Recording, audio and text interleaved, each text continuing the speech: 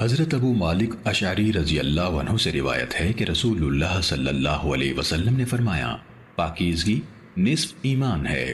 الحمدللہ ترازو کو بھر دیتا ہے، سبحان اللہ اور الحمدللہ آسمانوں سے زمین تک کی وسعت کو بھر دیتے ہیں۔ نماز نور ہے، صدقہ دلیل ہے، صبر روشنی ہے، قرآن تمہارے حق میں یا تمہارے خلاف حجت ہے۔ ہر انسان دن کا آغاز کرتا ہے تو کچھ اعمال کے عوض اپنا سودا کرتا ہے، پھر یا تو خود کو آزاد کرنے والا ہوتا ہے یا خود کو تباہ کرنے والا۔ صحیح مسلم حدیث نمبر 534۔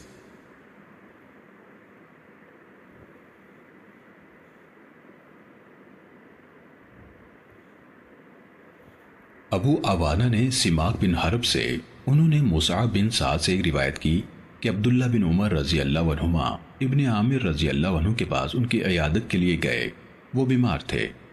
ابن عامر رضی اللہ عنہ نے کہا، اے ابن عمر، کیا میرے لیے اللہ سے دعا کریں گے؟ انہوں نے کہا، میں نے رسول اللہ صلی اللہ علیہ وسلم سے سنا کہ آپ صلی اللہ علیہ وسلم نے فرمایا، نماز پاکیزگی کے بغیر قبول نہیں ہوتی، اور صدقہ ناجائز طریقے سے حاصل کیے ہوئے مال سے قبول نہیں ہوتا، اور آپ بصرہ کے حاکم رہ چکے ہیں، مبادا آپ کے پاس کوئی ایسا مال آ گیا ہو۔ صحیح مسلم حدیث نمبر 535۔